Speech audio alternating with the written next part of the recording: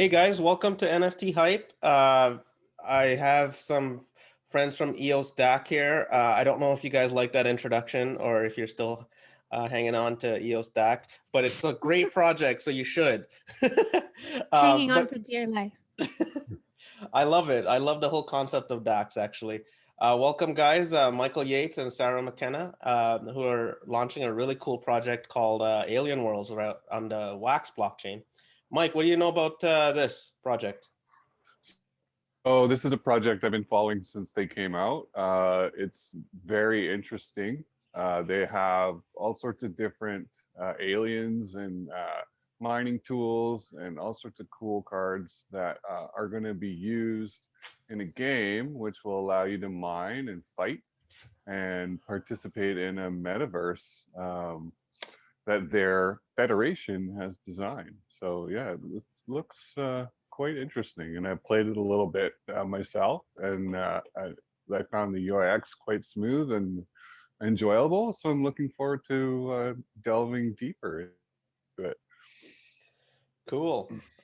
Mike, how have you been? What have you been up to with this project? Tell us. Good, doing well. So obviously from EOS DAC, we've brought a lot of our software along, and we kind of we've been producing on the Wax blockchain for what, year and a half now, I think, about that. And we were kind of looking at what we can do on Wax that would be kind of in line with what we're doing on EOS, but more in tune with kind of gaming and NFTs and that kind of thing. And so yeah, over a few cups of tea, we came up with the Alien Worlds idea, which is kind of like DAOs in space, and involved mining and NFTs and DeFi and DACs, and yeah, just kind of mushing everything we know together into one grand scheme. So who was at the table at the tea event? It was Saro, Rob, and myself. Oh, good. Yeah, because we all live fairly close together, so we can actually meet up in real life, which is... Whoa, wait, sorry, you guys meet in real life? Are you a crypto team? Because I don't think that, does that happen? Or... Yeah. So we have actually met each other, it's true. Wow. Rob actually lives in the same city, and Saro is not very far away, so... Wow. Yeah, that is very unique. Yeah, it's handy. You can get a lot more kind of hashtag, I think. So we kind of just thrashed it out over one day and had the general idea, and then I think over the next couple of weeks I'm curious, like depending on how far you dig into certain black holes, there's a lot of alien lore out there. Did you guys tap into any of that for this project, or was it something that you have personal experience with, or just talk about that? So I think Rob was the one who, what was happening for him was that he kept discovering that his kids were charging up all these expenses in Fortnite and other games because they were buying in-game items. And then with everything that we were doing in crypto, he was seeing that, NFTs were on chain, and that was like a really great and natural use case for crypto. So that's when he began to get really into what were these games that his kids were playing, what else was out there. And so Rob, I think, has really been the one who's been, I mean, in a sense, I think sometimes I think of him as a creative director. So like he will come up with, why do we need Aoshi? So Aoshi is our intelligent, ancient AI guiding force, who is like a godlike figure within the game who can come and give us information that we need or come and guide us in certain ways. He's the one that has the kind of vision for the different land types and how all of the NFTs fit together. And I think, Michael, you were the one that added the Bitcoin mining algorithm being the way that we got the information about Trillium. So we're kind of paying homage to some preceding projects in our foundational lore. Yeah, I think this works well. I think, Rob is definitely the creative / the imagination behind a lot of it. And then, we've both sort of added our own little touches. And obviously I wanted to use all the DAC stuff that we had previously. So because we've got the DAC factory on EOS and we wanted something a little bit similar on Wax. And then we kind of came up with this idea that it would be planets and NFTs. And I hope that it can be kind of something which can teach people a little bit as well, so that we can get more people exposed to running a DAC and being involved in a DAC than have been before. Yeah, that's kind of how I proposed it to Anders. I said it's basically like a virtual DAX simulator, right? And you're kind of making it fun so people can learn it. There's no reason why we couldn't create everything that we've created but not have it in the space setting. It could be the real world setting where each planet was a collective or a company or whatever, you know. Yeah, and I think actually over time we expect that the planets might not all be in a space setting. So if you think about it, each planet could have its own look and feel. Some planets could be set even more in the future, but actually some planets could even be set in the past. There isn't really a reason why that can't happen, because each planet can be its own community and can even create its own interface, user interface. So they don't have to even use our user interface. So they can be plugged into our tokenomics, but be very much their own community with whatever they probably had pre-existing coming into alien worlds. And how do you guys decide on planets, like how many there are and that kind of thing? Little known fact is that originally there was 7, but we scaled it back to 6, and I think the main reason for that was that it just fit nicely onto the screen. Six fits Graphics. more, yeah, it fits nicely more than 7. So 6 is, I think, it's a good number. It's not too high and it's not too low. And I thought there was 3 that you guys were starting with. 3, no. Oh, it's 6. Originally it was 7, became down to 6. And I should know the name of the one that was got rid of, but I forget it at the moment. Well, what are the names of the 6? Let's see if you can get that. IP. Google. I've got it right here. Alien Worlds. You know them, Michael. Magor, Neri, Naron, and Belis. Yay. And where do those come from? They're actually exoplanets. They are actual planets that exist that have been named by various bodies. We didn't realize, but that they kind of give the rights for naming planets to all different kinds of people, and so some of them are from different countries and some of them are from different sort of communities and everything. So yeah, they are actual real exoplanets. How would you guys explain the gameplay on this? Sorry. Michael, you do that. No. So I would describe the gameplay as it's very layered gameplay, and it's kind of a bit like life. You know, there's different roles that you can take, and you can be a miner, and you can just be quite happy mining along and just doing your own thing and earning your Trillium and earning NFTs every day. But then if you want to sort of start getting involved with planetary governance, then you can be the player who's running as a leader of the planet. And then your game is essentially to try to attract votes and to try to attract stake. So you've got to start thinking really out of the box about how you're going to do that. Like, how are you going to get people to vote for you and actually stake Trillium towards your planet? So there's going to be some sort of incentive there for them, and what that is down to you. So and then beyond that, there's other games. There's like a fighting game, and there's probably other games we will bring along in the future. So if you don't want to run for governance, you can play those games as well and earn Trillium and NFTs.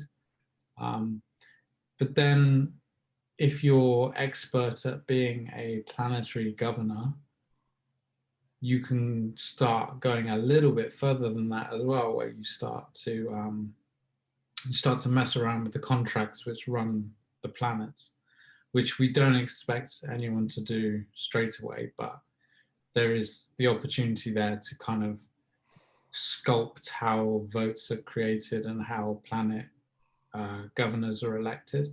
So there's kind of like a meta level above everything as well. So Cool. What is the incentive for the Planetary Governors?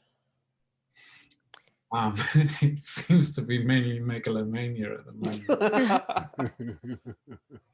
There's a certain kind of so that would be like they can name the planet after themselves or something like that. We don't necessarily have a way to name the planet. I mean, you can call it whatever you like, but they will get to choose where a certain amount of Trillium goes. So each planet will receive a daily allowance of Trillium based on how much is staked to them. And then they get to decide what to do that entirely. So there should be quite a large budget available for them to play around with if they get enough people to stake to them. So it's kind of a circular game, you know. The more you get I would say, yeah, the tokenomics kind of encourage participation. I would say that the planetary governors will probably be trying to attract more stakers, because ultimately that's how they get Trillium coming to their planet. But how they do that will depend a little bit on what type of staker they're trying to attract, or what type of participant they're trying to attract to their planet. So you could have a planet that was primarily attracting people to stake to them by paying back rewards to those stakers, or you could have a planet that was primarily trying to encourage gaming on that planet. So gaming on a planet, what that means is that it either refers to mining happening with respect to land NFTs on that planet, or it has to do with players in a fighting game, for example, fighting nominated with that planet being their nominated planet that they're fighting on behalf of. So and in each of those cases, the planet would get more rewards, so they would get more Trillium and NFTs with respect to the activity on their planet. So I think that the planetary governors will evolve different strategies to attract more people too. And then the other thing is, we might have planets where existing community from outside of the ecosystem, and in fact this is what we hope will happen, will come on board, and then that planet could actually essentially be running their own thing, using their Trillium flow to incentivize their own activities that they had prior to being part of Alien Worlds. So then will there be, I guess there'll be like a central battle dome or something like that where everyone fights on behalf of their planets? Because the way you worded it, it sounds like it's not happening on the planets themselves. Is that right? Yeah, so we have a Thunderdome where the battling will happen. Fighting is coming later on in our roadmap, so it's not the first functionality that's coming out. First will be the mining game, and then later on using minions, the minion NFTs in fighting. And that'll be kind of role play game based, like RPG style, or you guys have an idea of how that's going to be structured yet? We're still kind of working it out, but it's likely to be a card style fighting game. Yeah, it's going to be kind of similar to the ones we've seen before, like Dark Country and all of those others, but obviously Right. our own little twist, and maybe some Trillium and FT bonuses put in. Cool. Our games rely more on strategy than on like real-time skill. So, you know, to invest a lot in a UI that was kind of first person probably isn't the best use of our energy. So yeah, it would probably just be like turn-based and card-based. Yeah, I guess that's where the NFTs will come into play. Yeah. Yeah, we have weapons and we have minions who will be used in the fighting game. So we have 4 different types. We have minions, weapons, mining tools, and then land. And the mining tools are obviously used in the mining game, and the minions and the weapons are used in the fighting game. Can the minions be shine? Yeah. What's the benefit of that? Shining will increase the stats slightly, and guaranteed or potentially? Yeah. Okay. No, guaranteed. They all have a fixed figures for all their different attributes, and they are fixed for each shine level. Plus, you get a brand new image. So the ones we have now, if you've noticed, they're all static. But as we move up the the shining ranks, they become animated and have different effects on top of them as well. So Very cool. Like that. What is yeah, shining? shining is going to be very, very popular, I think, and that's going to launch soon after we launch the game. We're going to get shining going because yeah, it's just one of our most demanded or sought after features, I think. I read that article too, and it seems like it's going to take quite a bit of mining to get enough Trillium to do all the shining that guys want to do. And these guys want to have it all done out of the gate. So it seems like there might be a bit of a rush on the Trillium. Yeah, that's why we're not launching it immediately. That's why we're having it a little bit later, because we want people to have the chance to mine enough Trillium. There's Trillium in our packs as well, the promo packs that have a single card. They have some Trillium in them and mining as well. So we're going to give people a little bit of time so that there isn't, you know, the have and the have-nots. We don't want one or two guys to have all the Trillium and therefore they're the only ones who can shine. So I don't think it's going to be so bad. We'll have some Trillium required for shining, which will increase as the level goes up, but it shouldn't be an onerous amount of Trillium. It shouldn't be so bad. how much time then will you give people to mine before you guys open shining? Before we go there, can you guys explain what shining is? Yeah, so shining is where we take 4 cards and we combine them together to increase them to the next level of shine. So we have 4 levels of shine. The current cards which are out at the moment are all stone level, and then the next level is gold, and then the level above is stardust, and then antimatter. So 4 levels of cards, and each one requires 4 of the previous level. So antimatter cards require 64 of the base card, the stone card. So that's quite a lot, and they'll require a fair amount of Trillium. We haven't calculated that exactly, and I guess that's what we're gonna have to weigh up how much Trillium people have, and then how much we're kind of looking to burn, because we're looking to have a deflationary token, so we're looking to burn quite a lot of it over time, and one of those mechanisms for burning is the shining game. So when you burn the cards, you have to burn some Trillium as well? Yeah, Exactly. Okay. It's like 1,000 Trillium per shine, is that right? Or where do you get your numbers from? I don't know. I read We the do- article, but I Yeah, we can't. do have. Did we put that in the article? Yeah, Yeah. I think it's not set in stone yet, but that's roughly the ballpark, I would say. Yeah. And that's based on memory too. Like I'm just. Yeah, ballparking. it increases for each level, or it will increase for each level, and I guess that's roughly the ballpark. So we have to kind of see how much people are getting from mining and how many people are mining and everything, and just give them a little bit of time before we open the shining. Talk about Trillium a little bit. What's the supply on that? So 5 billion supply, and then 5 billion tokens are locked in a locked box, which releases at a very slow rate of 0.025% of the remaining box per day. So it turns out in the first year to something like 440 million Trillium getting released into the ecosystem out of the locked box. And then out of the actual 5 billion, so you can think of that a bit like inflation, because it's growing the supply very slowly over time. And we have a burning policy of a target of 50 to 60% burning out of that, what's being released out of the locked box, so that about half of that won't actually end up increasing supply, because it will be. And then out of the 5 billion that we really think of as supply, that's getting divided up between explorers, incentivizing developers, the team. Some is going into a foundation, and there's a token allocation associated with that. Oh, cool. What kind of timeline do you? Sorry, what kind of timeline do you figure the lockbox will release over?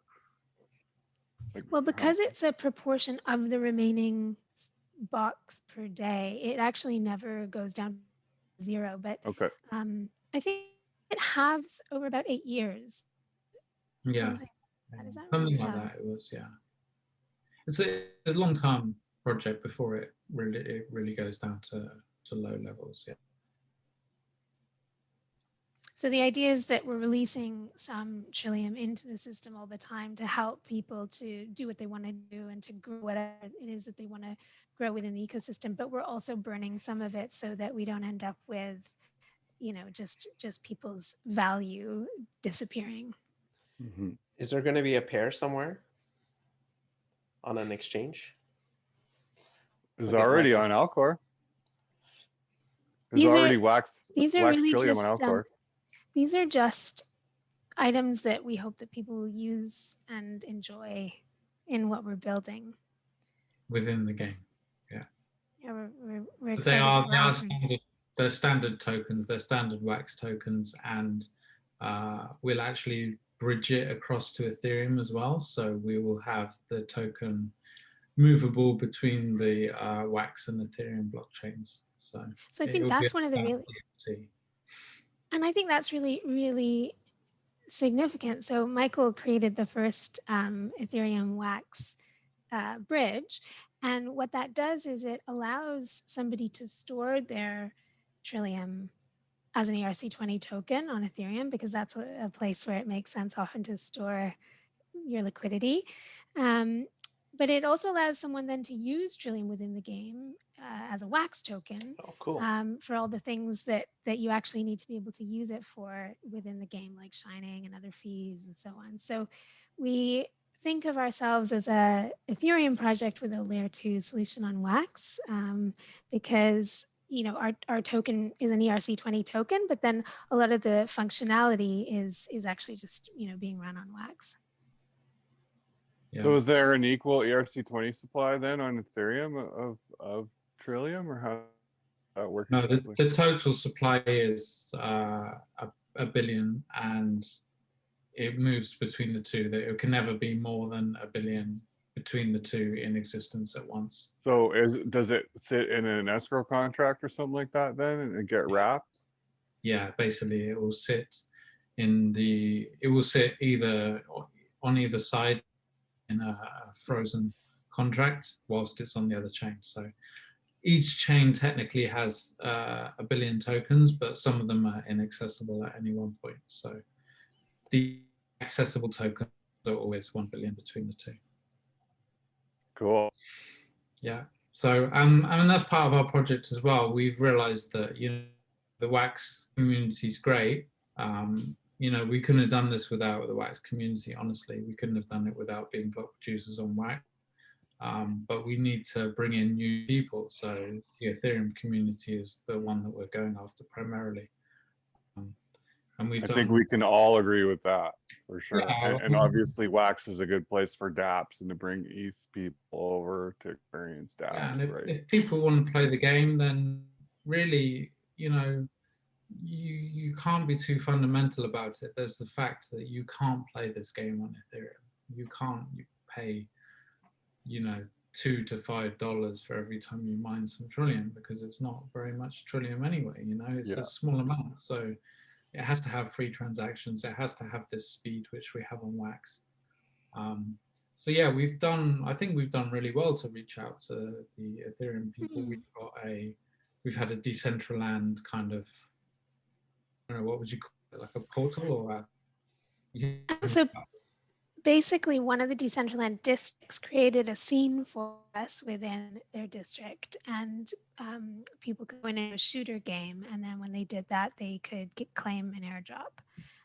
That was DC Metaverse Studio who did that with us, and I think it was really popular. It did surprisingly well. You know, I think we had a lot of people coming along, and they could interact within Decentraland and then sign up for a wax wallet, and then it kind of all just crossed between the two, so that they received their pack on the wax blockchain after doing the action on the Decentraland. So I heard people really like the shooter game too. I haven't got a chance to check it out myself yet, but yeah, I think it's finished now. But it was surprisingly popular, and I think we've brought quite a lot of new people into wax. Like a lot of new signups have come. I need to do some analysis on who's come in and where they've come from, but it definitely seems like we have well over 100, 150 new accounts created from Ethereum people. So That's awesome. Just from that one, yeah. We hope to kind of do more with them. And there's been other outreaches into various ETH communities as well. So we have the ETH Ambassador program, which has been doing quite well. So yeah, it's definitely going quite well this time for the land sale. People Yeah, we really also, we look to Sandbox as well as a great project that we're kind of learning from and how they've grown and built. So yeah, we'd love to kind of reach out a little bit more to them too. It's kind of interesting the way that, you know, a lot of projects have these components that are similar to ours. And in a sense, I'm not even sure how much we were looking at that when we devised the structure, but I think it kind of intuitively makes sense. So we have these DAO structures. I think in our case, what's different is that we have multiple DAOs rather than there being kind of like one DAO that everybody belongs to. And then we have a fungible token and we have non-fungible tokens. And then within the non-fungible tokens, we have the concept of land, which is a yielding non-fungible token. And it's, so I think a lot of other projects have also kind of, you know, naturally and also by design, you know, ended up segmenting their various like mechanisms and assets in that way, because it kind of makes sense. It allows people to participate in different ways. If you want to collect unique singular objects like NFTs, you can do that. And then you can grow a certain type of essentially commercial activity, in-game, you know, activity out of that. Or if you're kind of more interested in taking bigger positions in a fungible token and doing things like trying to take over a planet, you know, and being involved in that kind of governance, you can do that too. And I guess it suits people with different, you know, amounts of that they want to put in both in time and money. And it also kind of allows for different types of people to come in. So yeah, the Decentraland tie-up was really interesting. And I think we're looking forward to doing more of that kind of thing. Yeah. Cool. I'm going to actually bring up your latest Medium article about the land roadmap. Did you guys want to talk about that a little bit? Yeah, that'd be great. We're really excited to have published recently some further specificity on land and how that's going to end up working. So, Michael, did you want to talk a little bit about this, or shall I give a I little think, yeah, I think you can. I think you're probably the best person to talk about this. Yeah, so we always had this concept, like I was explaining, of the locked box and the 440 million tokens in the first year that will come out of that, and that number declines over time. And one of the big kind of stakeholder units within the game are the planets. But it is possible that a planet might not always, that a planet's interests and the landowner's interests might not always exactly align. And so what we've done is we've allocated some of that daily allocation directly to landowners so that it doesn't all flow to the planets, but 80% of it flows to the planets and 20% of it flows directly to landowners. Of the 80% that flows to planets, some will, in fact, the majority of them will go to the mining game, which eventually benefits landowners because landowners charge a commission on mining yields that were mined on their own land. So we think, you know, landowners will get a lot of incentive coming to them through the planetary mechanism. We've also created a separate mechanism that landowners can benefit from, which is the daily Trillium allocation to landowners. Then over time, one of the things we're excited about is that landowners will be able to, so we talked about shining and how you can kind of level up your NFTs by investing more in them through the shining mechanism. We're excited to have kind of conceptualized a sort of corollary mechanism within land, which is the land rating, where landowners can purchase items that upgrade their land rating. And then through that mechanism, they can get more of the daily Trillium allocation to landowners. So they can invest in terraforming and other kind of other in-game mechanisms and items that increase their payout associated with their land. And then later on in the land roadmap, we also have a concept of landowners having a window. And from that window, they can offer things into the metaverse. So they can either offer services that are tied into the tokenomics and the economy of the metaverse, or they can just offer whatever else it is that they want to offer using their window as their showcase. So an example of a service that a landowner might be able to provide over time would be something like a hospital or a forgery. So you can imagine that through the fighting game, players minion NFTs or weapon NFTs would get damaged, or the person or the minion might get hurt, and then they need to heal by going to the hospital, and that brings their NFT back up to the minion NFT back up to its full level. Or similarly with weapon or a mine tool, it also go to the forgery to get sharpened or to get put back to their default level after having been diminished through some kind of activity. So we see landowners as over time having like, I guess, first mover advantage, or a place within the ecosystem that can't be replicated by anything else, because in order to offer these services, you have to be a landowner, and in order to have a window into our UI, you have to be a landowner. So yeah, we're excited to kind of have laid that out in a little bit more granularity and to build that out over time, so that by buying land now, you're giving yourself the opportunity to participate in the metaverse in a way that you can only do by being a landowner. So if I own land, then can I, and I have a window, can I basically build a store that I can offer anything that I want in that store, kind of thing, like NFTs or something like that? Yeah, that's the idea. Yeah, that you would be able to sell NFTs, and we would probably provide the software to sell NFTs, but also you would have the flexibility to kind of put anything you like there as a web page. Not quite any. Well, you know, yeah, within reason. We don't want any crazy stuff there, but yeah. So yeah, this is another one of those. It's another level of the gameplay that I forgot to mention earlier. So you've got the Planetary Governors, you've got the, you know, the miners and the game players, and then you've got the people who are landowners, and they're kind of playing their own little game as well for trillium domination and maybe to buy up more land. So I took a look at the land pack, and there's 8 items that come in there. Not every item is going to be land, right? So what are the other items going to be? So there's one piece of land, which obviously is, you know, it's the big ticket item for the pack. But then it also comes with some standard cards. And the only difference between this and sort of earlier packs that we've sold is that the probabilities of receiving legendary and mythic items are higher. So they're actually higher than with the standard pack, but otherwise, Interesting. the same kind of thing. It's the same cards that are coming out. There's no extra cards like we had with the rare sale.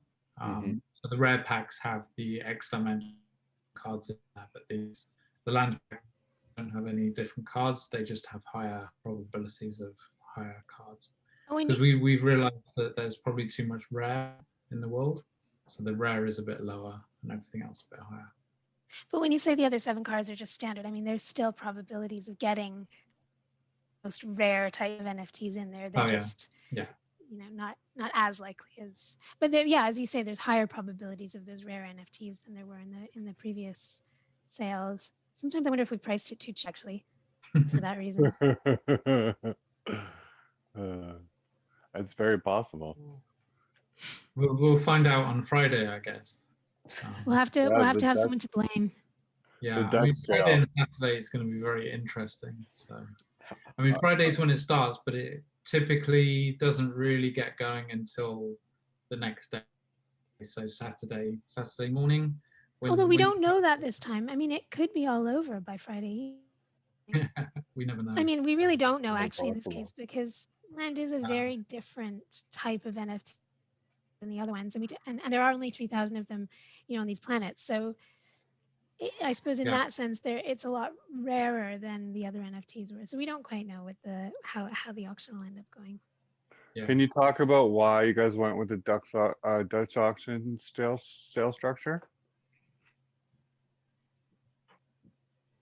So I think like the first thing was that we wanted it to happen over time and to allow for people to go in at different price points based on their judgment about how it might go. And I think that there's something essentially like dramatic and live about an auction, and also something quite dramatic about that descending price point, because you're kind of waiting to see when you're going to jump.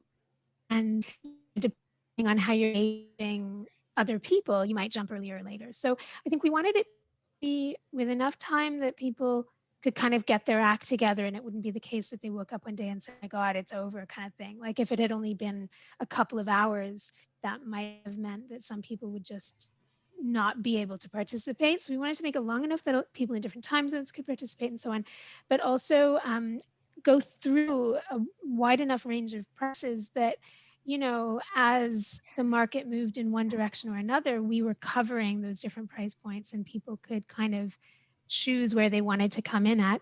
And then what was really great was Michael coded the ability for us to also have pre-orders. So even though it's a live auction, what happens when you pre-order is it's like you're putting in a bid at the price level that you're specifying, and it will only get executed if the price goes to that level in the auction, right? So let's say I put in, it's a little bit like an option in that sense. So you would, you know, let's say you would put in an order at price point 12.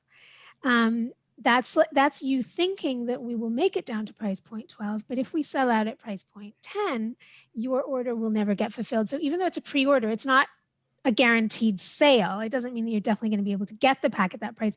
It's just almost like a pre-bid at that level. So I think that was pretty genius of Michael to be able to do both the kind of live auction side and the pre-order. And I hope that it allows people to kind of, people who want to be able to think about things a bit more and like place it at the level that they want, they can do that ahead of time. And then people who just want to know what the market's doing and how it's going and how it's actually happening live, they can do it live. Let's see how much of a genius he is. Now, let's say, so if I were to put in an order for the last item there and someone else came after me, is it in order? Does mine get fulfilled before his? Yeah. Okay, yeah. so you are a genius then. Yeah, if there's only half of them left to fulfill the remaining orders, it's processed in order. Yeah. Okay. And Good. it processes the pre-orders at the beginning of that period, right? Yeah. Yeah. So the pre-orders get processed, but the actual real orders can't get processed until all the pre-orders are cleared. So it's not the case that somebody could be really quick and get in before the pre-orders. The pre-orders are always going to be processed first. Okay. So what you're saying is pre-order now as soon as possible. At the highest price point possible, because yeah, I mean, you've got to really think about, because it is a game, you know, it's like a game it's between us and you, and it's between you and the others as well. Like, when are other people going to bid? Are they going to outbid you? Are you going to end up with nothing? You know, so you have to think about what is really your highest price rather than what you would kind of like, because everybody wants the lowest price. You know, obviously everybody wants that, but historically they haven't always come off. You know, I think the first sale we sold out a few periods before, so there were some people who they receive refunds. Obviously you get a refund at the end, but you don't receive that until after the sale. But yeah, I mean, when you asked then why did we do it, I had to think. I was like, why did we do it? But I remember one of our main goals was that it's always been that we would like to bring in other people from outside the wax community, and you have to remember what the timing was when we actually did it, which was kind of like just after GPK1. I think there weren't many other sales, were there, Saro? There was basically GPK was the kind of one that was there. Yeah. There was a few others maybe. So we'd looked at it and we'd seen that basically if you're a wax guy and you're like us and you don't do anything all day but wax, you know, it's very easy to be there at like 12 o'clock. Whereas other people have to work and they have actual jobs and lives and all these kind of things. So that's really kind of factored in very heavily, is that we want people to have time to come along and put their orders in. That's why we've done the pre-orders as well, because there's a whole, I think we've had it up for 8 days now, and we've had a lot of people coming in, and always we'll have people coming along later and saying, oh, I missed the whole thing, you know, and that's not really very fair to everybody. So yeah, one of our key goals was to bring in as many people as possible and have as many people involved, and not just have the die-hard wax people who we love and who will be included, but we need to. Yeah, we don't want two guys buying up 1,000 packs each and you know, to other people for a markup. So yeah, we try to make things as fair as possible and as inclusive as possible. I think it's great. Yeah, it's an awesome feature. I think other sales should have that as well too. Yeah, and everything's an experiment, you know. We don't know that this is the best way to do a sale, but you notice that we've changed things slightly from the very first sale. I think the first sale had 12, was it 12 periods? I think it was 12. It was a little shorter the first sale. Yeah, so we made And it a then- little bit longer because we had, and actually the first sale we messed up because we didn't realize that Yeah. the biggest audience was actually America, and we didn't look at when the Yeah. finished. So it actually finished in the middle of the night, or it came It towards was like it 4 kind of- a.m. or something. I Yeah, was up so we had super late. we had loads of Americans in the next day going, oh, I went to bed and I woke up and it's all over. So we're like, oh yeah, we'll try to make it finish a little bit earlier for those guys as well. So Yeah. it's all a learning experience, and we're just tweaking things every sale that we do. We're changing the parameters. So hopefully we can find something that works well. Essentially what you're doing is you're building a community, right? Just like token holders that you had from EOS DAC as well too. So I'm sure you've had a lot of learnings across the projects. Yeah, this whole industry is just a bunch of learning, and nobody should be too afraid to make mistakes. That's the way I see it. There's going to be mistakes, and we can recover from them and we can tweak it for later. So yeah. Yeah, and I think that's true. That's one of the reasons why we were really keen to include the DAO structure and concept as a key part of this, was because we have over 2 years of like live weekly experience within a DAC, as they're called, Right. but a DAO. And so I think like to feel that all of that experience wasn't somehow being transplanted into this new project, that would have been a bit of a waste, both technically because we're using mature software that's been in use for 2 years and is bug free from that perspective, but also in terms of like the human learnings about how a decentralized autonomous community kind of like changes and grows over time. Yeah, so that experience has been invaluable. Do you guys envision like, I always, whether Michael knows it or not, I give him some ideas once in a while. Do you envision like the planets having their own DAC factory page one day? Anything You mean is like them? possible. Yeah, I mean, I don't like to look too far in the future. I like to think of like, let's get this mechanism itself, and then that kind of develops its own life, and then we'll see what that does. You know, it's kind of, rather than trying to plot out everything that will happen in the future, I like to just focus on the first thing, which is just getting these planets out and getting them to have their own things. But yeah, certainly each one could have their own DAC factory. They could have their own NFT factory. They could, hopefully they'll do things that we can't even imagine, or, you know. So I think it's worth saying that the whole metaverse is itself essentially a DAC factory, right? Because each planet is a DAO. It gets its own fungible token, which it can go off and do whatever it wants with, right? And that token is its DAO token in the sense that it's the governance token. It tracks voting power and the multi-sigs within the DAO, but it's also just a tradable token, right? So the first thing is that the metaverse itself is a DAC factory, like in the way that you're describing.